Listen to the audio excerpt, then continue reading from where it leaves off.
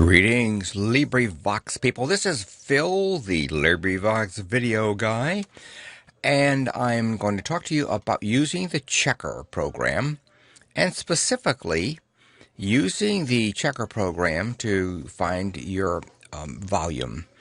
We harp so much on the 89 decibels that this is a program you can do that for. What I did was I went to the wiki main page. I guess I should go back even further, shouldn't I? Yes. Let's go to any page here in LibriVox, and you will see up at the top it's got LibriVox Wiki. If you click on that, and then this is our page. Hopefully you can see all this. Over on the left-hand side, there's a search box. If you were to type in checker, Checker, say, yeah, that's what I want. Pop. Up pops our LibriVox wiki page on Checker, an audio file validator for LibriVox contributors. The Checker looks for problems, and what it is, it's a little program that you can open. You drop your MP3 file into it, and it will tell you various things. It will tell you whether you're meeting the specifications, and specifically, it'll tell you the volume. Okay, how do we download it? The checker is run on many programs, and it says further installation instructions can be found on the download page. I'm going to go there right now. Close that one. There we are. Checker, a validator for LibriVox audio files. Now, since I'm running a PC Windows 10, I'm going to go with download for Windows.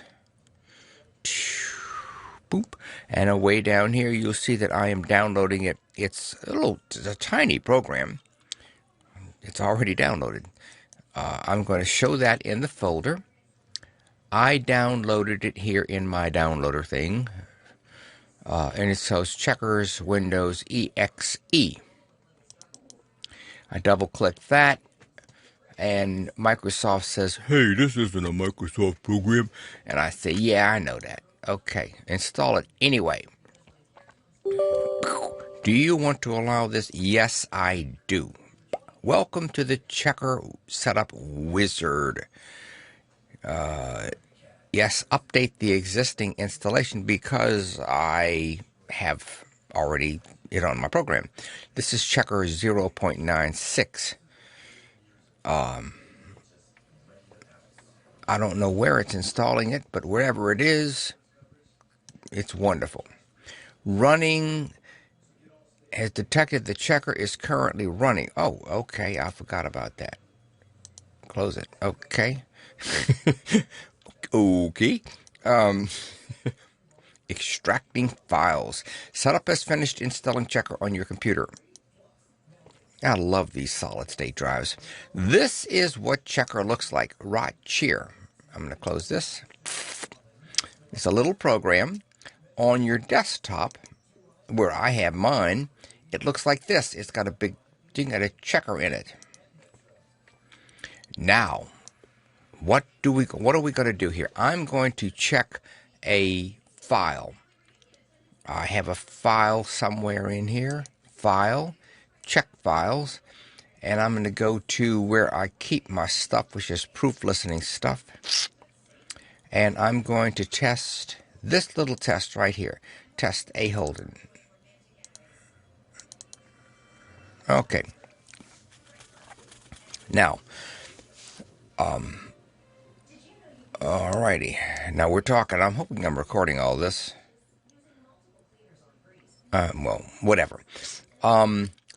This checker thing, this is how you bring a file in, and it says it's failed. Oh dear, don't let that disturb you at all. I've failed so many times in my life. But I've always gotten up. File size, encoding type. It's, and here we got MP3 format, 166 kilobytes per second. That's wrong. I told him to change that to 128. 44.1 hertz.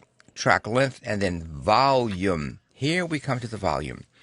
When we say we want it at 89, or around 89, that would mean that this is 79.6.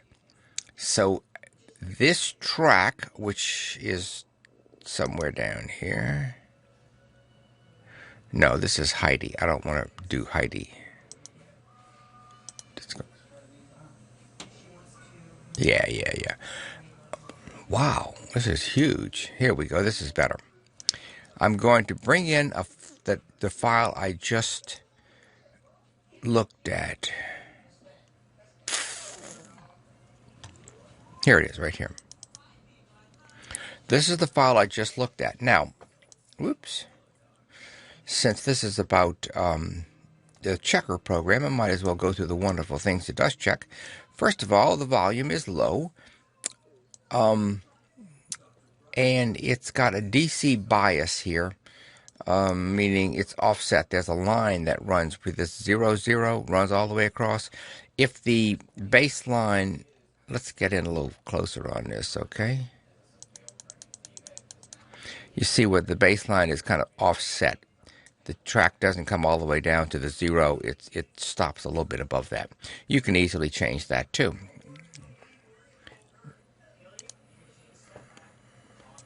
Okay, so the volume. This is at 79, which is about, 9 decibels lower than it should be. What I would do if I wanted to bring this up, well, I'm not recommending this, folks.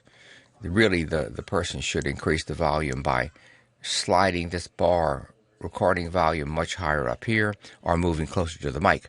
But if you were to do this on your own, let me bring up a file that I'm going to do here. File, check files. Let's go to documents, AA books in progress. Heidi. Well, here's one right here. Oh, soak Marquee. Now, it brought up that one and it checked it. It says it failed. Oh, dear. Why did it fail it? It says the volume was 80 decibels. Cool.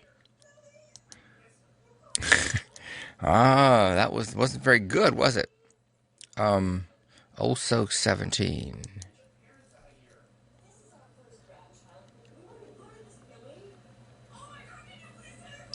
I'm looking. Just hang in there. I'll find it. Old Soak 17.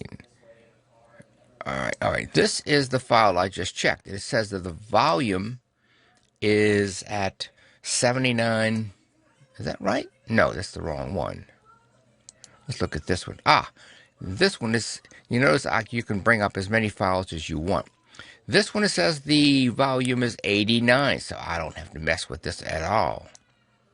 But this one, suppose I wanted to bring it up by 9 decibels. I would go to select the entire file, effect, amplify, but the most I can amplify it is by 4.35. So I would amplify it by that and see what happens. It brings it up a little bit. All right, this is the checker program. There are 2 forms of validation, a strict and not so strict. But really what we look for here is your encoding, your MP3 format, your volume. And by the way, if you're checking your tracks before uploading them, you can also get the exact track length. That's 3 minutes. Oh, what is that? Marquee, that would be 3 minutes, 6 seconds, and 49 microseconds, or whatever. Okay, that's it. This is Phil, the incredibly wonderful. Oh, no, I'm not that wonderful. I don't know how to get out of full screen.